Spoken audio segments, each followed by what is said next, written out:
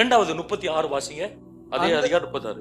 அந்த சிங்கத்தையும் அந்த கரடியும் உம்முடைய அடியனாகிய நான் கொன்றேன். விருத்த சேதனம் இல்லாத இந்த பெலிஸ்தனும் அவைகளில் ஒன்றை போல இருப்பான். அவன் ஜீவனுள்ள தேவனுடைய சேனைகளை நிந்தித்தானே என்றான். 2வது ஒரு வார்த்தை நான் சொல்ல விரும்புகிறேன். பேஷன், வாஞ்சை அல்லது வைராக்கியம். ஒரு பீங்கிற வார்த்தைக்கு பேஷன் அப்படின்னு சொல்றோம், வைராக்கியம். இப்ப தாவீது நான் போறேன்னு சொல்லிட்டாரு. போறேன்னு சொன்ன உடனே இவரை கூட்டிட்டு போறாங்க ராஜாட்ட. சார், ஒரு தம்பி வந்திருக்கிறான், அவன் யுத்தத்துக்கு போறேன்னு சொல்றான். சவுலுக்கு கொஞ்சம் அதிர்ச்சி. நம்ம டீம்ல ஒருத்தன் போறானா, கூப்பிடுங்க, அவனை பார்க்கணும்னு சொல்லி பாக்குறாரு. பார்த்த உடனே அவர் என்ன பண்ணி இருக்கணும்? as a king he should have motivated.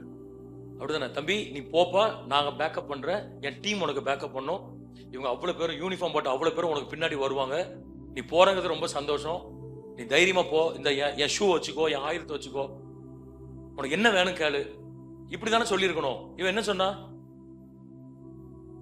உன்னால முடியாது, யூ cannot. நீ பார்க்க சின்ன பையன், ஆடு மேய்க்கிறேன்னு வேற சொல்ற, நீ சின்ன பையனா இருக்கிற, அவனோ சிறு வயது முதல் யுத்த வீரன். பாருங்க, இவன் ஆண்டவரை பத்தி பேச வேண்டிய ஒரு ராஜா எதிரிய பத்தி பேசுறான்.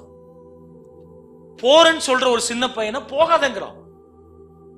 அப்பமே ஆண்டவர் டிசைட் பண்ணிட்டாரு, இனிமே நீ ராஜாவா என்ன செய்யக்கூடாது, நீ ராஜாவா இந்த சேர்ல ஒரு நிமிஷம் கூட உட்கார்றதுக்கு லாய்க்கு இல்லாத ஆளு. அதனால தீர்க்கதரிசி சொன்னாரு, உன்னை கர்த்தர் தள்ளிட்டாரு, அவர் இருதயத்துக்கு ஏற்ற ஒருவனை. இருதயத்துக்கு ஏற்றனா சவுல் மேல வெறுத்தாருன்னு இல்ல, இதான் தேசத்திற்கு முன்னாடி நின்று வழிநடத்தி போக வேண்டிய ஒருவன் போகிறேன் என்று சொல்ல ஒருவனை தடுக்கிறான். அப்பதான் தாவீது சொல்றாரு, இல்ல சார், சிங்கத்தையும் கரடியும் உம்முடைய அடியானாகிய நான் கொன்றேன். நீங்க பாருங்க, நம்ம நீங்க எல்லாரும் ரொம்ப வசதியா ஒரு சர்ச்சில் உட்கார்ந்து இதை வாசிக்கிறோம். கொஞ்சம் இமேஜின் பண்ணி பாருங்க. சிங்கத்தை நம்ம எல்லாம் ஜூல தான் பார்த்திருக்கோம், அப்படிதானே? ஒண்ணு அது கூண்டுக்குள்ள இருக்கும், அல்லது நம்ம கூண்டுக்குள்ள இருப்போம். பெங்களூர்ல ஒரு பார்க் உண்டு, அந்த பார்க்லாம், அந்த பார்க் போனீங்கன்னா நம்மள ஒரு கூண்டு வேன்ல ஏத்தி சுத்திட்டு போவாங்க. ஒண்ணு 2 பேரும் வெளியில இருந்தா காலி நம்ம, அப்படிதானே? சிங்கத்தை டிஸ்கவரி சேனல்ல பார்த்திருக்கிறோம், ஜூல பார்த்திருக்கிறோம். ஆனா தாவீது சொன்னாரு, லைவா நான் ரேட்டை பார்த்திருக்கிறேன். அது ஆடுகளை கொல்ல வரும் பொழுது நான் அதன் பெரடியை பிடித்து, சண்டே ஸ்கூல் ஸ்டோரி மாதிரி சொல்லிட்டு இருக்கோம், அதை அப்படியே பிடித்து இழுத்து கிழித்து அதை கொன்று, இப்படியாக என் ஆடுகளை நான் தப்பித்தேன். இந்த ஸ்டோரி கேட்கும் போதே சவுலுக்கு என்ன ஆகுது, கொஞ்சம் உதறல் எடுக்க ஆரம்பிச்சிட்டு. இவனும் அவைகளில் ஒன்றை போல மேக்சிமம் எப்படிங்க இருப்பான்? மேக்சிமம் சிங்கம் மாதிரி இருப்பான். One of the strongest animals, அப்படிதானே? யானை காண்டமர்கள் இருக்கு, but one of the strongest. Maximum சிங்கம் மாதிரி இருப்பான். எனக்கு ஆண்டவர் ஏற்கனவே அனுபவம் கொடுத்திருக்கிறார். அதான் சொல்ல வர்ற பாயிண்ட். I have experiences. யுத்தத்துக்கு நான் போய் வால் பிடிச்சி சண்டை போட்டது இல்ல, ஆனா சிங்கத்தை கொண்டிருக்கிறேன், கரடியை கொண்டிருக்கிறேன். மேக்சிமம் இவனும் அவைகளை ஒண்ணும் போல இருப்பான் என்று சொன்னான். ஆனா கர்த்தர் நல்லவர். இவன் கல்ல எடுத்துட்டு போகும்போது அவனே உளர வச்சுட்டாரு. கோலியாத் என்ன சொல்றான், நீ தடிகளோடு வருவதற்கு நான் என்ன சிங்கமான்னு கேட்டானா? இவன் சிங்கம் நினைச்சிட்டு போகும்போது அங்கிருந்து என்ன ரெஸ்பான்ஸ் வருது, நான் நாய். இப்போ நீங்க யோசிச்சு பாருங்க, சிங்கம் நினைச்சிட்டு போறோம், ஒண்ணுக்கு தூரத்துல ஒண்ணு தெரியுது, சிங்கம் மாதிரி இருக்குங்க அப்படின்னு நினைச்சிட்டு போறோம், பக்கத்துல போனா அது நாயின்னு தெரியுது, அப்ப நமக்கு எவ்வளவு உற்சாகமா இருக்கும், அப்படிதானே? ஈஸியா அடிப்போம். இவன் சிங்கத்தை இப்படிதான், அது முட்டிக்கிடலாம் இருக்கும், பிடிச்சி இழுக்கணும் அப்படின்னு நினைச்சிட்டு போறான். கோலியாத்தே உளறிட்டான், தம்பி நீ நினைக்கிற மாதிரி நான் சிங்கம் புலி கரடிலாம் கிடையாது, நான் யாருதான், நான் ஒரு நாய். ஆண்டவர் மேல எப்பெல்லாம் வைராக்கியம் வச்சிருக்கிறோமோ அப்பெல்லாம் கர்த்தர் நமக்கு சிங்கங்களை ஜெயிக்கிற கிருபைகளை தருவான். அதான் பேஷன். நான் சொல்றது ஒத்துக்கிறீங்களா இல்லையோ, மற்ற மார்க்கங்களை விட கிறிஸ்தவத்தில் வைராக்கியம் குறைவு. ஒத்துக்கிறீங்களா? இப்ப நீங்க ஒத்துக்காட்டாலும் அதான் பாயிண்ட். ஜெபத்துல 12 மணி நேரம் ஒருத்தர் சாப்பிடாம இருக்கு. நான் போன வாரம் சீனாவை ஒரு ஷாப்புக்கு பேக் வேணும்னா, சாம் பிரதர் நல்ல பேக்லாம் கொடுப்பாரு, பிராண்டட் இதெல்லாம் அவரும் வச்சிருக்க, அவரும் நிறைய கொடுத்துருக்காரு. சரி இவளுக்கு இன்னொரு வேணும்னாலும் கூட்டு போனேன். ஷாப் க்ளோஸ் ஆயிருக்கு. என்னடா க்ளோஸ்? அவளை ஒரு போஸ்டர் ஒட்டிருந்தாங்க, போய் பார்த்துட்டு வான்னு சொன்னேன். அவள் பார்க்குறா 12 to 2 க்ளோஸ்னு போட்டுக்கிட்டாடினா. 12 to 2 க்ளோஸ்ட். ஏன் 12 to 2 க்ளோஸ்? அன்னைக்கு வெள்ளிக்கிழமையா, பீக் பிசினஸ் ஹவர்ஸ், ஸ்கூல் காலேஜஸ்லாம் ஓப்பன் ஆகுது. நிறைய பேர் பேக் வாங்க அனுப்புவான் கடலுக்கு. எவனே ஒருத்தனை ஷாப்ல உட்கார வச்சு பிசினஸ் பண்ணலாம், பட் அவன் மூடிட்டு போறான். 2 மணி நேரம் பல ஆயிரங்கள் நஷ்டம். அவன் அதை மைண்ட் பண்ணல. எனக்கு தொழுகை முக்கியம்.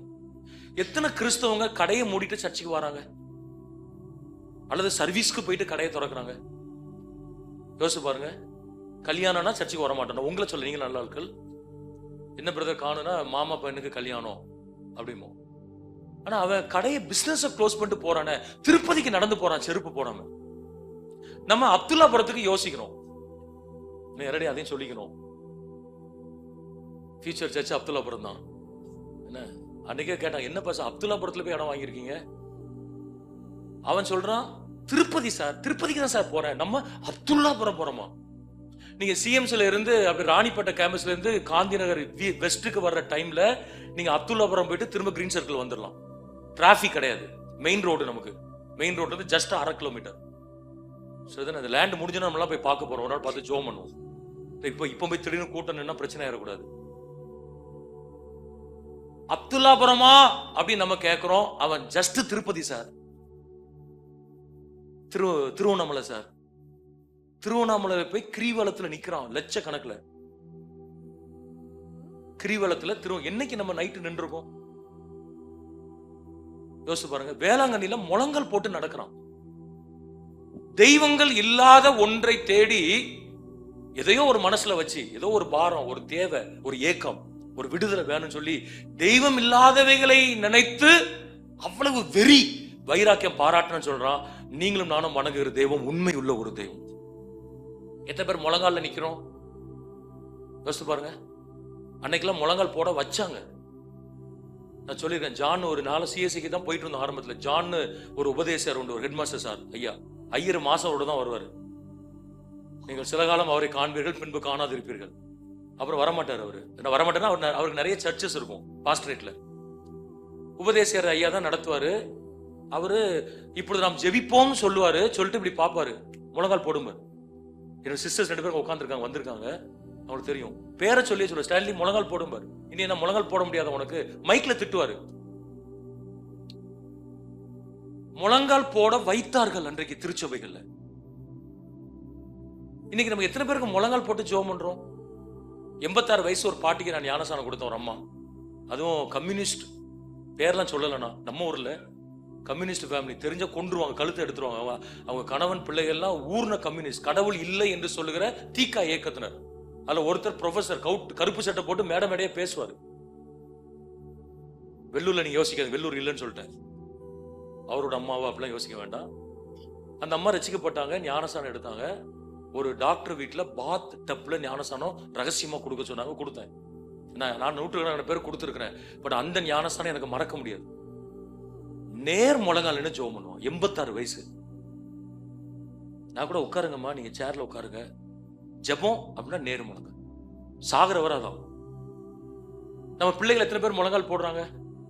சுந்தரம் ஐயான்னு ஒருத்தர் உண்டு, ஏசி இறந்துட்டு, அவங்களுக்கு நிறைய பேர் தெரிஞ்சிருக்காது. கேள்விப்பட்டிருக்கீங்களா? சாம் சுந்தரம் பாஸ்டர் நமக்கு தெரியும், அவங்களுடைய சீனியர் பாஸ்டர், பழைய பரிசுத்தவான ஒருத்தர். ஊழியத்துக்கு யாரும் வாரன்னு சொன்னா முட்டை காமின்னு சொல்லுவாங்க.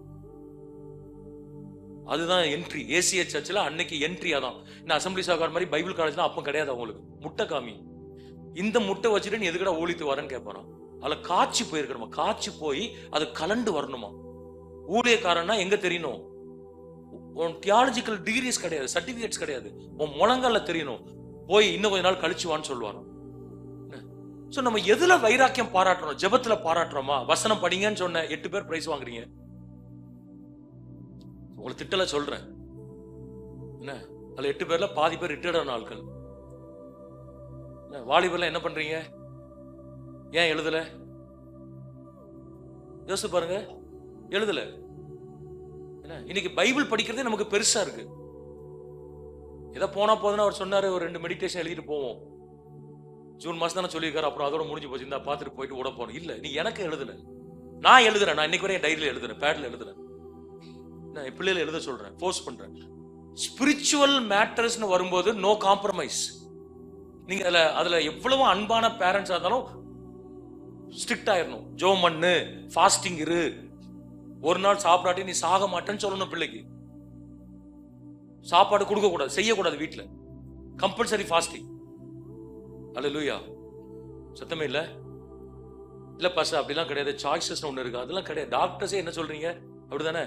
ஒரு நாள் சாப்பிடாம தானே இருக்க சொல்றீங்க. கொஞ்சம் ஓய்வு கொடுங்க, டம்ப் பண்ணி உள்ளெல்லாம் சிஸ்டம் வீக் ஆயிருவோம். அதனால ஒரு நாள் ரெஸ்ட் கொடுங்க, சாப்பாடுக்கு இன்னர் பார்ட்ஸ்க்குலாம் ரெஸ்ட் கொடுங்க. ஃபாஸ்டிங் இருங்க, ஒரு நாள் ஃபாஸ்டிங் இருங்க. ஒரு நாள் முழங்கால் போட்டு ஜெபம் பண்ணி பாருங்க. முழங்கால் போட்டு ஒரு அதிகாரமாவது வாசிங்க பைபிள்ல. டிஎல் மூடி 100 தடவை முழங்கால நின்று வாசித்திருக்காராம். பிள்ளைகளை சர்ச் நான் நிறைய தடவை சொல்லியிருக்கிறேன். சில பிள்ளைகள் பாக்குற ரொம்ப டிசிப்ளினா இருக்கிறாங்க. மெஜாரிட்டி ஒண்ணு ரொம்ப சின்ன பிள்ளை விட்டுருங்க, அதை மைண்ட் பண்ண வேண்டாம். சில பேருக்கு இங்க சர்ச்சுங்கிறது பிக்னிக் மாதிரி, பிஸ்கட்லாம் எடுத்து வந்து இங்க கொடுக்கறது. ஒரு அம்மா அன்னைக்கு இங்கிலீஷ் சர்வீஸ்ல வெளியே நின்று கொடுத்துச்சு, உள்ள போங்கன்னு. இல்ல சாப்பிடும், ஒண்ணு சாப்பாடு கொடுத்து கூட்டு வரணும், அல்லது வீட்டுல போய் சாப்பாடு கொடுக்கணும். சர்வீஸ் டைம்ல சாப்பாடு கொடுக்க கூடாது. சரி, கொடுத்தா அந்த இட்லி பிறகு வேற மாதிரி பிரச்சனை பண்ணுவோம். அப்ப சர்ச்சுக்கு அப்ப அவனுக்கு என்ன கான்செப்ட் கொடுக்குறோம்? சர்ச்சுக்கு பிக்னிக் மாதிரி போறோம், அங்க போனா அழுதா வெளியே தூக்கிட்டு வருவாங்க, நமக்கு இட்லி பருப்பு முட்டைலாம் கிடைக்கும். காந்திநகர் வர ஒரு பிக்னிக் வர போயிட்டு வருவோம். அவரும் பிரச்சனை கேட்க மாட்டாரு. ஏன்னா இப்போ இருக்கிற மம்மிஸ்ல என்ன பண்றாங்க, அவங்க வெளியே போனா கண்ணை காமிச்சு ஹஸ்பண்டையும் கூட்டு போயிடுறாங்க. எப்படிங்கிறாரு, என்னடா இவரும் போறாரு, அந்த மாதிரி தான் கொடுக்க, இவரும் போய் பரதமா பக்கத்துல நிக்கிறாரு. அப்படி ஒரு மோசமான காலத்துல நம்ம இருக்கிறோம். ஸோ அதனால சர்ச்சுக்கு போகும்போது மேக்சிமம் 1.5 மணி நேரம், தமிழ் சர்வீஸ் 2 மணி நேரம், இங்கிலீஷ்னா 1.5 மணி நேரம் மேக்சிமம். 2 மணி நேரம் கம்முன்று, சத்தம் என்ன செய்யக்கூடாது, போடக்கூடாது. நான் சொல்றது டிசிப்ளின் சொல்றேன். ஸ்பிரிச்சுவல் மேட்டர்ஸ் வரும்போது காம்ப்ரமைஸ் பண்ணாதீங்க. பேஷன், உபவாசம், ஜெபம், வசனம், கொடுத்தல், ஊழியம் செய்தல், சுவிசேஷம் அறிவித்தல், எல்லாவற்றிலையும் ஒரு கிறிஸ்தவன் வைராக்கியத்தை காண்பிக்கணும். தாவீது சொல்றாரு, எனக்கும் யுத்தத்திற்கும் சம்பந்தம் இல்லை, என் சகோதரர்களை விசாரிப்பதற்காக என் தகப்பன் அனுப்பினார், பொருட்களை எடுத்துக்கொண்டு வந்திருக்கிறேன். தற்செயலாக கோலியாத் பேசினதை நான் கேட்டேன், நீங்க சொன்ன அனௌன்ஸ்மெண்ட்டை கேட்டேன், அவைகளுக்காக நான் வரவில்லை, ஜீவனுள்ள தேவனுடைய சேனையை நிந்தித்தான் என்ற ஒரே காரியத்துக்காக வந்திருக்கிறேன். எனக்குள்ள ஒரு வைராக்கியம் இருக்கிறது, என் ஆண்டவர் எங்களுக்கு வெற்றியை தருவார். பாருங்க, ஒரு மனிதனுடைய வைராக்கியம் தைரியத்தை கொடுத்து அனுப்பினது தேசத்திற்கு வெற்றியை கொடுத்தது. Your commitment will bring blessing to the nation. உங்களுக்கு ஆண்டவர் கொடுத்திருக்கிற வைராக்கியம், உங்களுக்கு ஆண்டவர் கொடுத்திருக்கிற அர்ப்பணிப்பு உங்கள் குடும்பத்துக்கு மாத்திரமல்ல, சமுதாயத்திற்கும் தேசத்திற்கும் கர்த்தர் ஆசீர்வாதமாய் மாற்றி தருவார். கரங்களை வைத்து ஆமென் சொல்லி சொல்லலாமா? ஆண்டவர், எங்களுக்கு கொஞ்சம் வைராக்கியம் வேண்டும் ஆண்டவரே. எங்கள் வைராக்கியங்களை சிறு வயதிலிருந்து நாங்கள் காண்பிப்பதற்கு கர்த்தர் எங்களுக்கு என்ன செய்யும், கிருபை தாரும் என்று நாம் கேட்கும் பொழுது கர்த்தர் அந்த கிருபைகளை நமக்கு தருவாராக.